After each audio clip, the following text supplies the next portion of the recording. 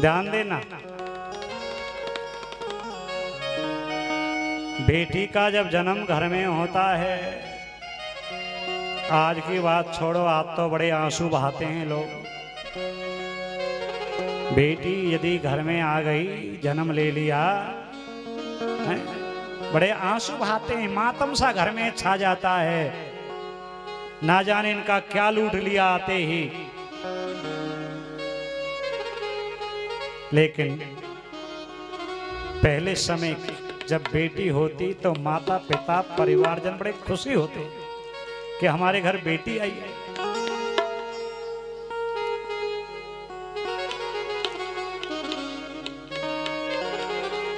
कितने लाड़ प्यार से माता पिता उस बेटी को पालते हैं। और बेटी जब 5 साल की हुई तो बेटी पढ़ने जाती है, और उस बेटी का अपने माता पिता में, परिवार में कितना प्रेम हो जाता है। अब एक दिन वो बेटी विद्यालय जा रही थी, पढ़ने जा रही थी, ध्यान देना।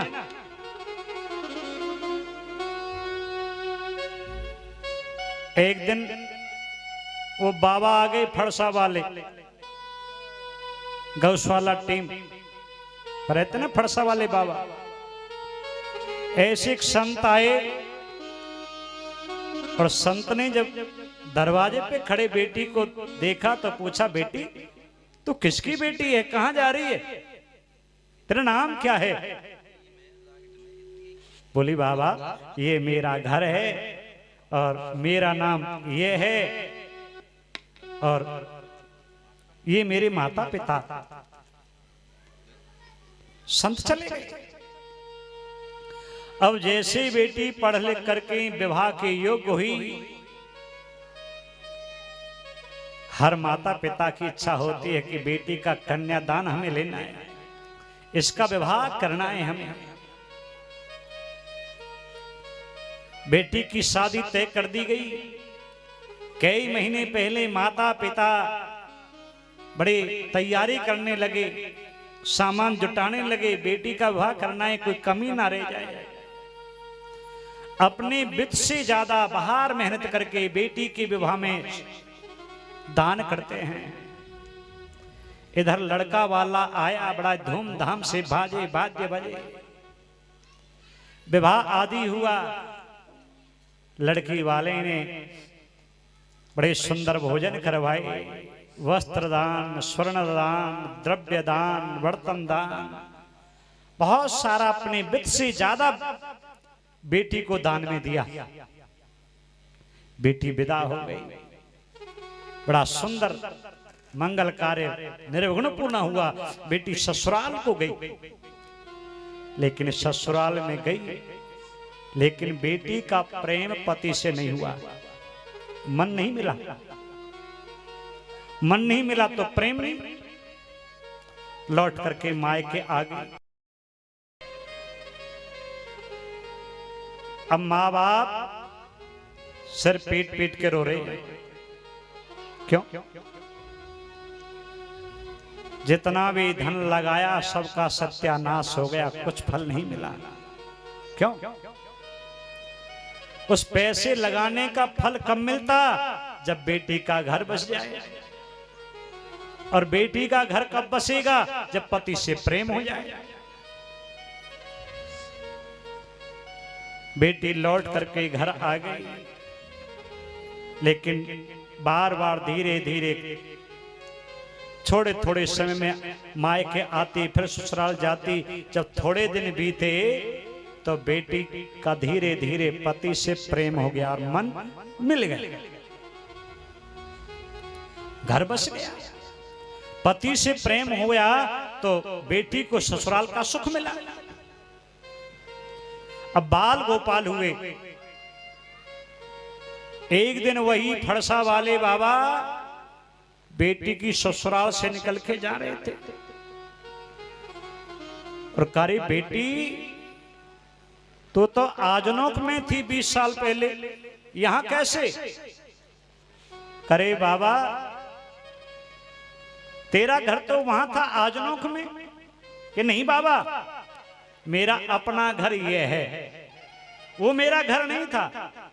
तो बेटी 20 साल पहले तो कह रही थी कि मेरा घर ये है, और 20 साल में इतना बदल गया कि हाँ बाबा वो मेरा घर नहीं है। मेरा घर तो ये मेरे पति का घर, मेरा अपना घर है।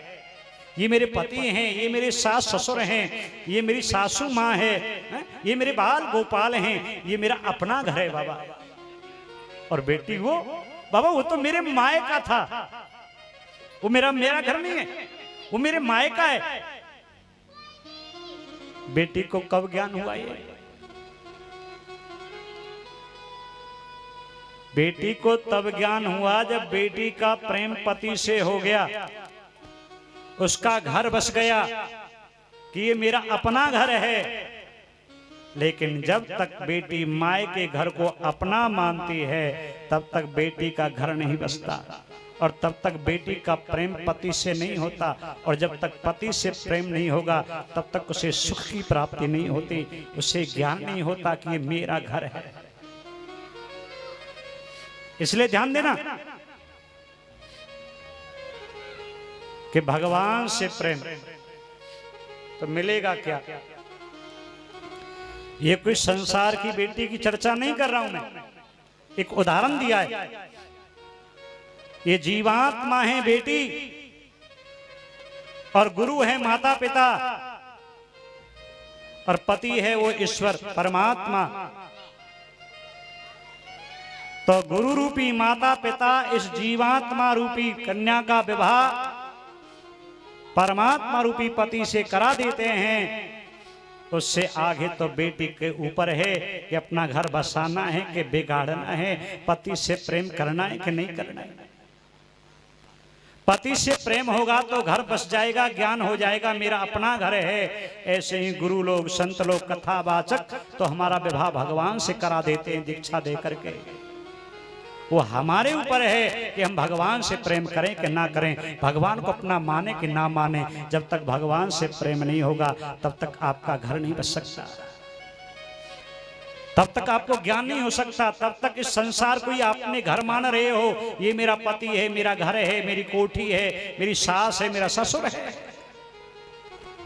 लेकिन जिस दिन जैसे कन्या को पति से प्रेम हो जाता है, उसे ज्ञान हो जाता है मेरा घर नहीं है, मेरा मायका है, मेरा घर तो मेरे पति का घर है। ऐसे ही गुरु के द्वारा विवाह किए हुए, मंत्र दिए हुए उस पति परमात्मा से प्रेम हो जाएगा तो आपको ज्ञान होगा कि ये मेरा घर नहीं है जहाँ में अपना परिवार रिश्तेदारी माने बैठे हैं, ये मेरा अपना घर नहीं है। मेरा घर तो श्री राधा के चरणों में है, बांके बिहारी के चरणों में प्रेम करना ही मेरा घर है।